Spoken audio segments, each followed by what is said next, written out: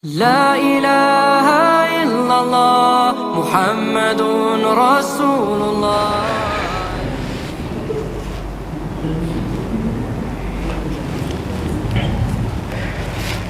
Bismillahirrahmanirrahim. Assalamualaikum warahmatullahi wabarakatuh. Waalaikumsalam warahmatullahi wabarakatuh.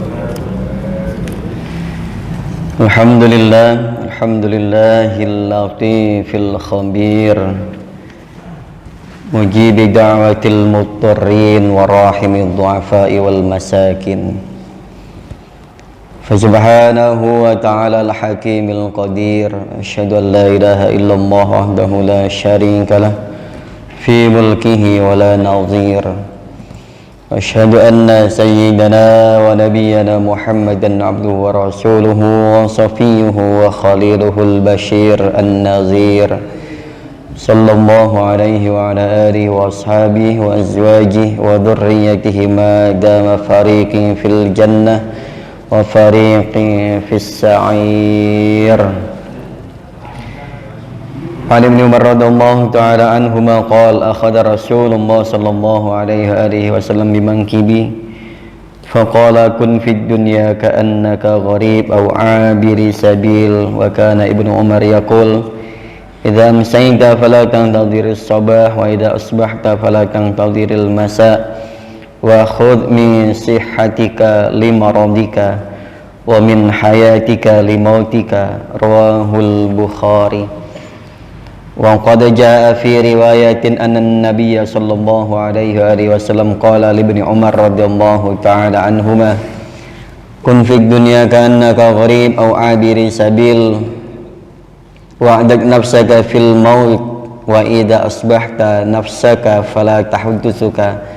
فلا تحدثك بالمساء وإذا أمسيت فلا تحدثها بالصباح وخذ من صحتك لسقمك ومن شبابك لهرمك ومن فراغك لشغلك ومن غناك لفقرك ومن حياتك لفواتك فإنك لا تدري ما اسمك غدا. Alhamdulillah, puji serta syukur kita panjatkan kehadirat Allah Subhanahu wa taala. Salawat teriring salam semoga senantiasa melimpah curahkan kehadiran baginda Nabi besar Muhammad sallallahu alaihi wasallam. Alhamdulillah jamaah sekalian, hadis pagi hari ini yaitu melanjutkan hadis yang sebelumnya, yaitu hadis riwayat Bukhari berkaitan dengan keberadaan kita di dunia sebagai musafir, sebagai pengembara, sebagai muhajirin, perantau. Wa qad jaa fi riwayatin, sungguh telah datang dalam satu riwayat, anna nabiyya sallallahu alaihi wasallam qala li ibni Umar radhiyallahu ta'ala anhuma, Nabi Muhammad sallallahu alaihi wasallam bersabda li ibni Umar, kepada Ibnu Umar radhiyallahu ta'ala anhuma. Bunyi dari pesan dan juga sabda Nabi ini, kun fid dunya ka'annaka gharib, jadilah kalian di dunia ini ka'annaka gharib, seperti kalian ini gharibun, pengembara, orang asing, au abiri sabil, atau pengguna jalan, atau anak jalan, atau musafir yang hanya lewat saja. Terus wa'dad nafsaka fil mauta, dan wa'dad ini hitung-hitunglah diri kalian fil mauta, dalam kematian. Artinya persiapkanlah diri kalian untuk menyambut kematian. Seringkali kita ini siap hidup, nggak siap mati. Seringkali kita ini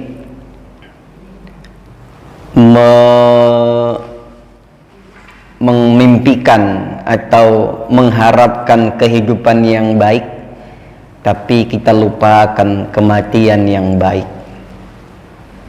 Maka Rasul menyampaikan wa'dad nafsaka fil mauta, maka persiapkanlah oleh kalian, siap-siaplah oleh kalian mempersiapkan diri fil mauta, menuju kematian. Bagaimana caranya? Bagaimana caranya? Harus memperbanyak amal perbuatan, amal soleh. Karena biasanya orang meninggal itu kondisi terakhirnya itu sebagaimana kebiasaan kita. Biasanya, walaupun nggak semua. Kalau orang yang ahli sholat malam, biasanya meninggalnya nggak jauh dari kondisi atau sedang sholat. Yang ahli zikir, ahli wirid, ahli sholawat, insya Allah meninggalnya nggak jauh dari zikir, wirid, sholawat. Yang ahli sodakoh, insya Allah meninggalnya nggak jauh-jauh dari sodakoh.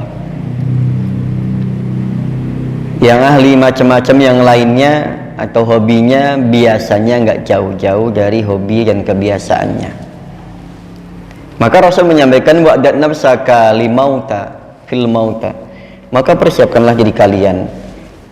Kita kan punya cita-cita, keinginan, ingin membangun sebuah rumah tangga yang harmonis dan juga melahirkan anak-anak yang soleh solehah, memiliki tabungan, investasi, keduniaan dimulai dan sudah satu demi satu kita wujudkan.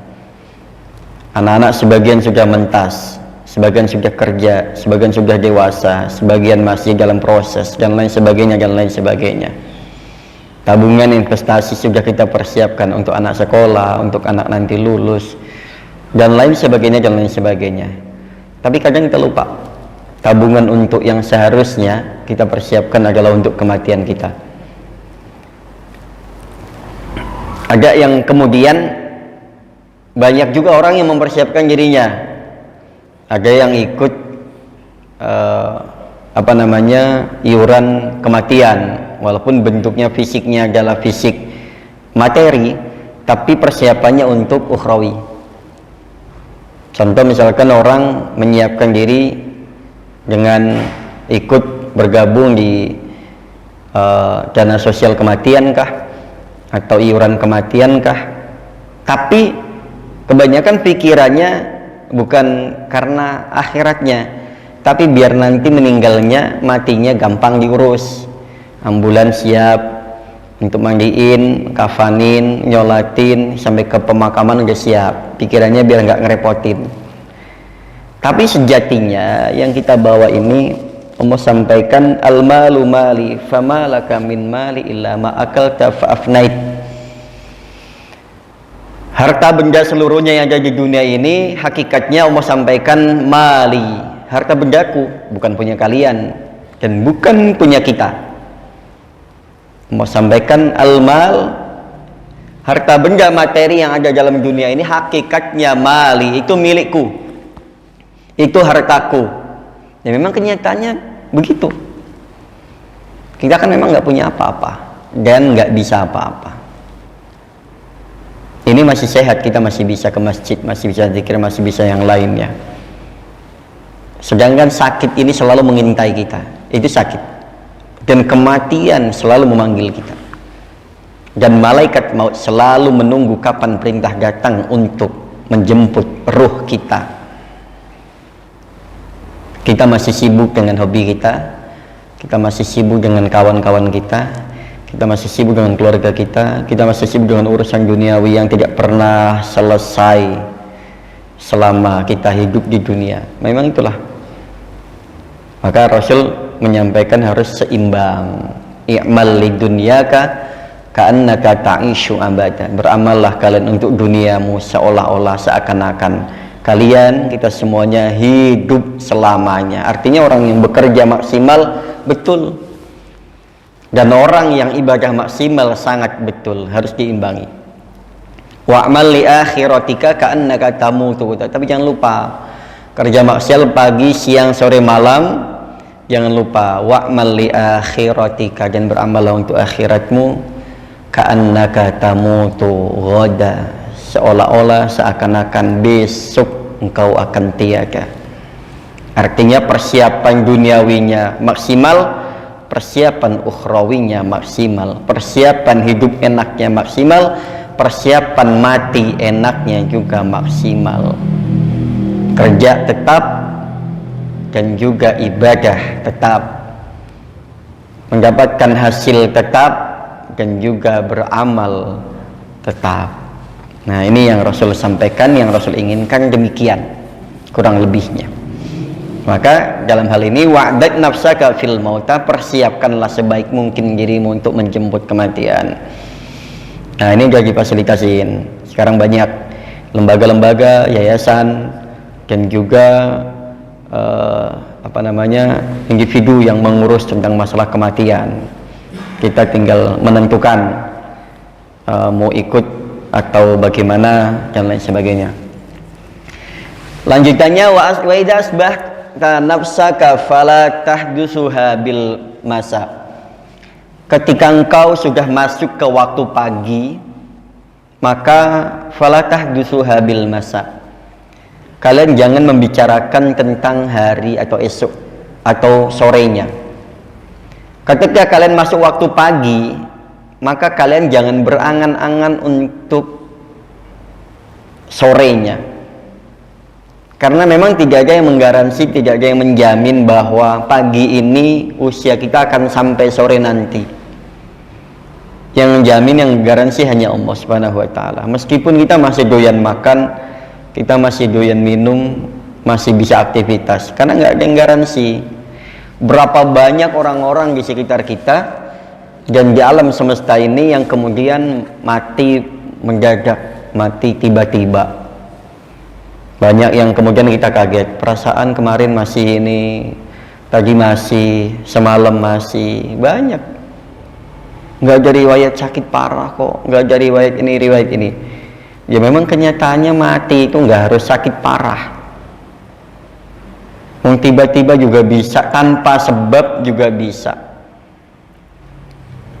Berapa banyak orang yang sehat kemudian di jalan kecelakaan meninggal. Berapa banyak orang yang sehat kemudian kena serangan jantung, katanya meninggal langsung. Ada yang macam-macamnya. Walaupun ada sebagian tanpa sebabnya meninggal aja. Ketika sudah masuk pagi ini, jangan memiliki terlalu angan-angan panjang untuk sorenya. Tapi persiapkanlah pagi ini, kita juga pagi ini siap-siap kalau kita mati. Pun wa idza amsaka fala tahdusuha bis-sabah, ketika kita masuk sore nanti, itu kan artinya Allah memanjangkan usia kita, membiarkan kita masih hidup, masih tetap aktivitas dan lain sebagainya. Bahkan sebagian di antara kita, mungkin kita sendiri adalah masih maksiat dan Allah biarkan hidup dan Allah masih cukupi rezekinya.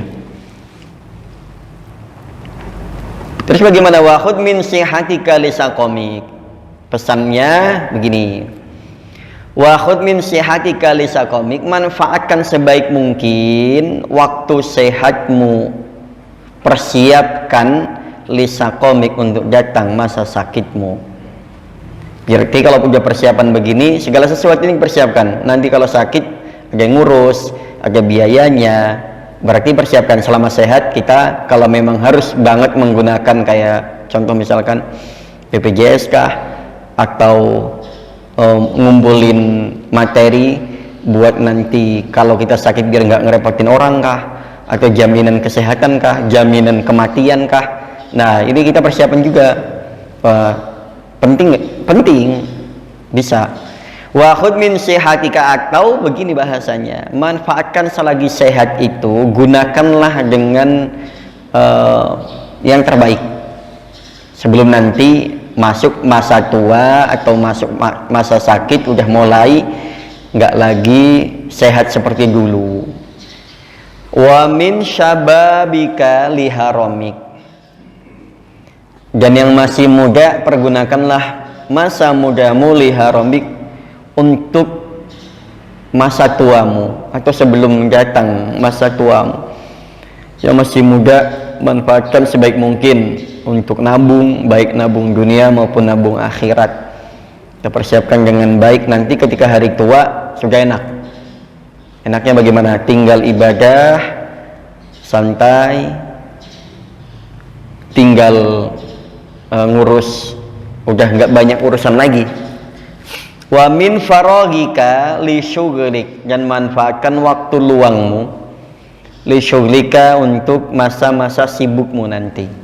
Sekarang yang lagi nggak sibuk atau sudah masuk waktu pensiun atau tidak lagi banyak kerjaan yang menguras tenaga kita, menguras pikiran kita, energi kita, maka manfaatkan sebaik mungkin waktu luang itu untuk hal-hal yang bermanfaat. Bisa apa saja. Bisa ngurus masjid, bisa ngurus keluarga, bisa ngurus rumah tangga, bisa ngurus urusan-urusan yang lainnya. Manfaatkanlah. Maka hal-hal demikian Rasul mengharapkan kita ini agar selalu produktif. Bisa produktif urusan duniawi, bisa produktif urusan ukhrawi, dan juga hal-hal yang lainnya yang menunjang hal itu. Maka jangan salahkan ketika seseorang itu masih tua memiliki hobi yang kemudian bermanfaat, memiliki kebiasaan yang kemudian mendatangkan manfaat, dan lain sebagainya, Itu mengabdikan diri. Setelah masa pensiun ini, saya akan mengabdikan diri di masjid, atau ngurus lembaga, yayasan, atau masih menyumbangkan pikiran dan ilmunya untuk hal-hal demikian. Nah ini alhamdulillah, nanti itu juga akan sangat bermanfaat untuk amalnya. Meskipun banyak amalan, banyak bentuknya, fisiknya adalah amalan duniawi, itu bisa jadi ukhrawi, dan sebaliknya. Wa min ghinaka li faqrika, dan persiapkanlah masa-masa kayamu sebelum datang masa fakirmu.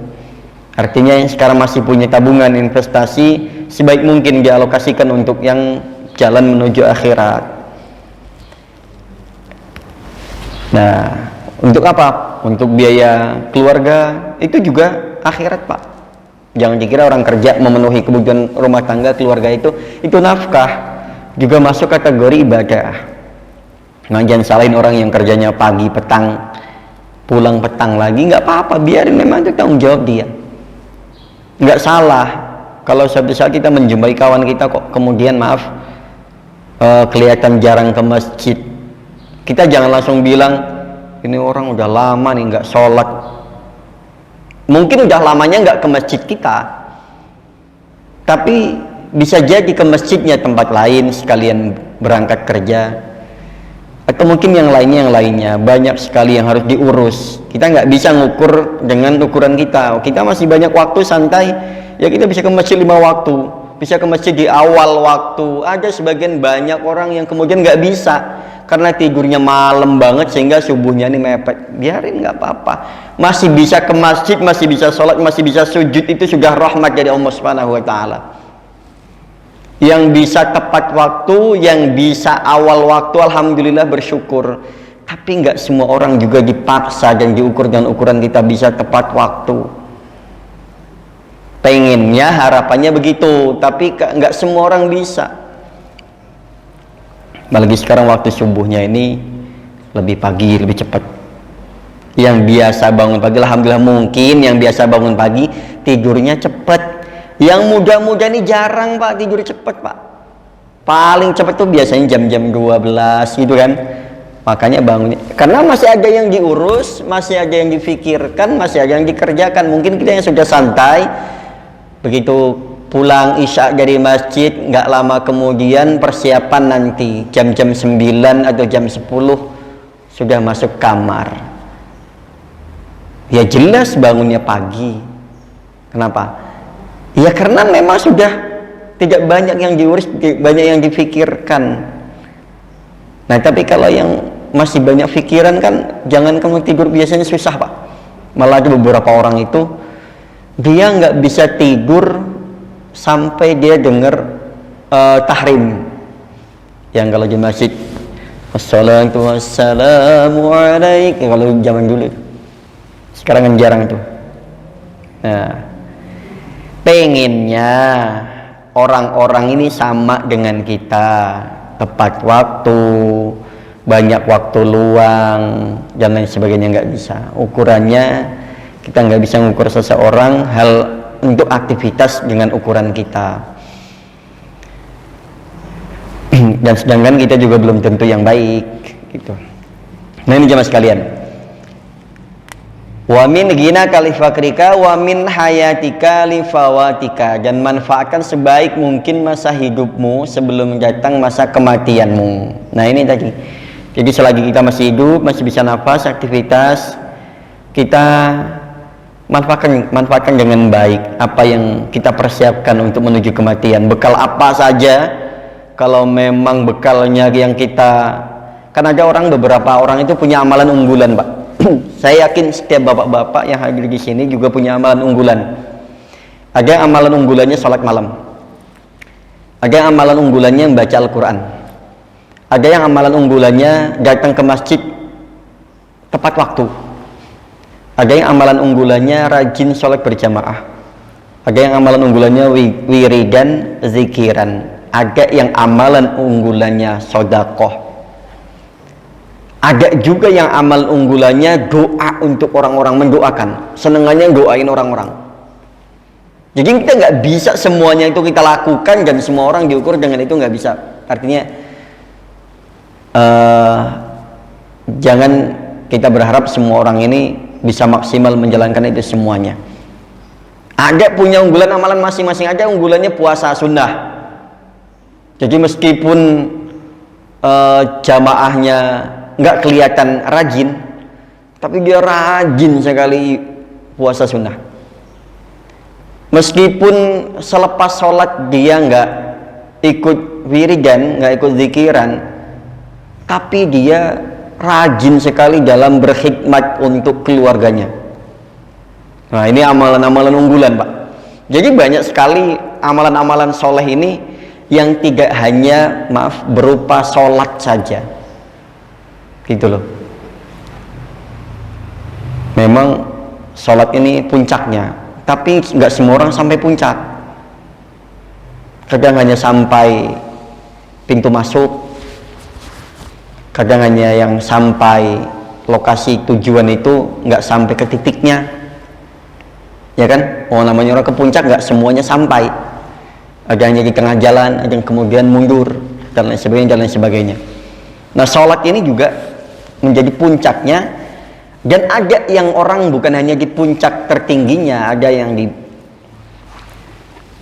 cabang-cabangnya, tapi dia fokus komitmen di situ. Sholatnya memang kelihatannya jarang kelihatan tepat waktu, tapi sedekahnya tidak pernah terlihat oleh orang-orang. Tapi amalan-amalan yang lainnya, puasanya tidak pernah dia umbar kemana-mana, dan khidmat kepada keluarganya nggak diketahui oleh orang. Dan amalan-amalan soleh yang lainnya, selagi dia hidup manfaat. Makanya jangan heran ketika ada seseorang yang kemudian jarang sekali kelihatan, bahkan jarang kelihatan amal baik, tapi matinya baik banget, Pak, bagus banget. Pernah dengar kan hal demikian? Itu dulu kan pernah ada kejadian di sekitar kita yang orangnya, mohon maaf, hampir bisa dibilang sholatnya ini hanya sepekan sekali, itu pun jarang, tapi meninggalnya hari Jum'ah, dan yang ziarah banyak, yang ngiringi ke pemakaman banyak.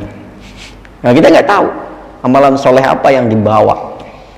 Saya khawatirnya, terutama untuk saya yang begitu saya membanggakan sholat saya di masjid ini, takutnya nggak berpengaruh ketika nanti mati. Karena apa? Karena masih banyak saya sholat ini karena mengharapkan gaji, misalkan mengharapkan kenaikan gaji, atau mengharapkan belas kasih dari orang, atau sholat kita ini terlalu banyak riyaknya, atau sholat kita ini hanya karena nggak enak sama teman, atau karena pantas-pantasnya saja, atau karena sholat kita ini ya karena yang lainnya. Saya khawatirnya nggak berpengaruh ketika kita mau mati ini, sholat nggak lagi menjadi penolong buat kita. Yang kita khawatirkan demikian, sudah kita gembar-gemborkan seolah-olah kita ya adalah orang yang paling masjid, paling ahli masjid, paling ahli ibadah. Saya khawatir itu nanti nggak berpengaruh ketika kita menjelang akhir hayat kita. Kenapa? Karena sholat kita masih banyak embel-embel yang lainnya, ibadah kita masih banyak embel-embel yang lainnya. Fa innaka la tadri masmuka ghadan. Nah ini yang kemarin saya sampaikan. Fa innaka la tadri masmuka ghadan. Karena kita nggak tahu hari esok ini kita akan menjadi apa, menjadi siapa, kita nggak tahu. Nama kita akan namanya seperti apa? Masih nama Pak, masih nama Mas, masih nama Ustadz, masih nama Haji, atau sudah nama almarhum, almarhumah? Kita nggak akan tahu. Tidak ada satupun seseorang yang tahu besok ini namanya akan menjadi apa. Karena orang itu bisa jadi pagi iman, sore kafir, bisa, sangat bisa. Pagi kafir, sore beriman, sangat banyak. Nah ini jemaah sekalian. Qila ta'ala ila nabi minal anbiya alaihi wassalam in aradta liqa'i ghadan fi hadiratil qudsi fakun fid dunya ghariban mahzunan mustawhishan kat-tayr wahdani al-wahdani. Nah ini kemarin sebenarnya sudah saya sampaikan yang berkaitan dengan wahyu yang Allah sampaikan kepada para nabi. Kalau pengen berjumpa dengan Allah, mendapatkan ridhonya, mendapatkan maghfirahnya, maka fakun fid dunya. Pertama adalah persiapannya kita hidup di dunia ini sadar betul bahwasanya kita ini bukan tempat kita selamanya, bukan tempat tinggal kita abadi, bukan di sini. Memang sengaja ketika dulu Allah menciptakan manusia itu, pertama Allah ciptakan itu Nabi Adam di surga. Itu pengen menunjukkan bahwasanya nanti anak-anaknya Adam ini sadar betul kelahirannya di mana. Maksudnya alam yang sesungguhnya ini di mana? Alam akhirat. Kita sekarang adalah menjadi makhluk manusia, makhluk duniawi, makhluk dunia. Tapi kita ingat asal usul kita ini di mana? Biasanya orang kalau kita lahir, kita kan rata-rata di kampung-kampung yang usia-usia kita ini rata-rata perantau, pengembara, muhajirin. Sampai ke sini itu pasti ada di antara kita yang kemudian banyak nantilah kalau pensiun saya pengennya kembali ke kampung halaman saja. Ada yang kemudian nanti pengen, namanya juga perantau. Tapi rata-rata kan kemudian pada betah, ya kan? Karena sudah mendapatkan pasangan di perantauan, anak-anak di perantauan, dan lain sebagainya. Akhirnya kita kebanyakan lupa dengan kampung halaman karena sudah terlalu betah. Ini yang kita khawatirkan. Kalau itu sih masih mending, hanya kita betah di perantauan, masih urusannya itu. Yang kita khawatirkan, kita terlalu fokus urusan dunia, kita lupa bahwasannya nanti kita akan kembali ke tempat di mana yang sudah Allah persiapkan untuk kembalinya kita selamanya. Karena terlalu betah. Makanya Rasul mengingatkan kepada kita dan juga wahyu Allah kepada para nabi, jadilah kalian di dunia itu sadar diri bahwasanya kalian itu pengembara, kalian itu perantau, kalian itu muhajirin. Ya, kalian itu hanya transit semata. Jadi yang namanya transit, mampir, lewat, nggak akan bisa selamanya. Meskipun betah di situ. Karena kita mampir ke rumah orang, enaknya rumahnya bikin betah di sini. Ya, paling nginep itu paling lama maksimal dalam Islam itu 3 atau 4 hari. Selebihnya sadar diri juga, pamit lah. Wong kita juga kalau bertamu di rumah orang juga harus sadar kalau orangnya sudah menunjukkan gelagat atau apa yang udah kurang enak, ya kita pamit. Jangan betah, kopi habis, cemilan habis, masih mau nambah, ya jangan. Kita harus sadar juga kalau tuan rumahnya ini sudah menunjukkan gestur atau gelagat yang udah kurang nyaman atau gimana, kita juga, oh ya, jangan sampai kita nunggu diusir gitu loh. Maksudnya jangan sampai omong ini ngusir kita dari bumi kita ini karena kelakuan kita juga. Nah, kita juga mampir ke rumah orang, ada batas waktunya. Bahkan kalau aturan dari Pak RT ini 1 kali 24 jam lapor kan, gitu kan. 2 kali 24 jam lapor, kalau nggak lapor ya ditindak toh. Nah gitu, jadi kita juga harus sadar kalau sudah menunjukkan gelagat nggak enak. Jangan sampai Allah menunjukkan gelagatnya kemudian udah nggak suka sama kita karena gaya kita di dunia ini sudah mulai pertentangan, gayanya sudah nggak enak, udah nggak asyik. Wah, ini udah waktunya panggil aja lah. Waktunya usir aja. Nah itu, kita juga bertamu harus sadar juga bahwasanya kita, wah ini orang udah nggak enak nih, ini orang kayaknya sudah ngobrol yang biasanya asik kemudian terhenti misalkan, atau apa yang lain sebagainya, karena mungkin barangkali sudah kehabisan materi. Jangan paksa orang untuk selalu asik nemenin kita. Oke, ini mungkin ini saja Pak pagi hari ini berkaitan dengan hadis tadi, perantau gharib atau orang yang lewat. Nanti masih ada lagi, kita lanjutkan di hari berikutnya. Kurang lebihnya hadisnya hampir sama-sama ya, karena redaksinya hampir sama di beberapa. Tadi pertama adalah riwayat Imam Bukhari, kemudian riwayat yang kemudian disampaikan oleh Ibnu Umar, kemudian nanti ada lagi yang hampir serupa redaksinya, yaitu masih Ibnu Umar juga tapi di redaksi yang lain, di kesempatan yang lain. Kan bisa jadi ada hadis itu, ada ketika seseorang meriwayatkan maka disampaikan kepada orang-orang berbeda-beda, maka kemudian orang beda itu meriwayatkan dengan redaksi-redaksi yang lainnya. Kalau misalkan contoh saya dengar dari guru saya, kan gurunya punya banyak murid juga, muridnya menceritakan hal yang sama, redaksinya begini, atau satu orang yang sama menceritakan ke banyak orang, jadinya banyak sumbernya, banyak redaksinya, banyak juga literasinya. Jadi ketika contoh saya mendapatkan satu omongan dari guru saya atau dari bapak-bapak, saya sampaikan ke teman-teman, kemudian saya sampaikan, saya nyampainya di masjid, suatu ketika saya nyampainya di rumah saya nyampainya di warung, atau saya dapatnya kabar dari bapak ini, kemudian bapak ini dari ini dan lain sebagainya, maka redaksi itu banyak sekali. Makanya jamaah sekalian, pentingnya kita juga belajar tentang masalah hadis juga. Nah ini kurang lebih mohon maaf untuk pagi hari ini. Mudah-mudahan bisa kita serap sedikit 1-2 ilmu yang bermanfaat, itu nanti bisa kita amalkan tentang persiapan kita dan memanfaatkan semaksimal mungkin selagi kita hidup di dunia, sehatnya, usia kita, tua kita, hidup kita, kematian kita persiapkan dengan baik. Subhanakallahumma rabbana wa bihamdika asyhadu an la ilaha illa anta astaghfiruka wa atubu ilaik. Billahi taufiq wal hidayah wa ridha wal inayah ihdinas siratal mustaqim. Assalamualaikum warahmatullahi wabarakatuh.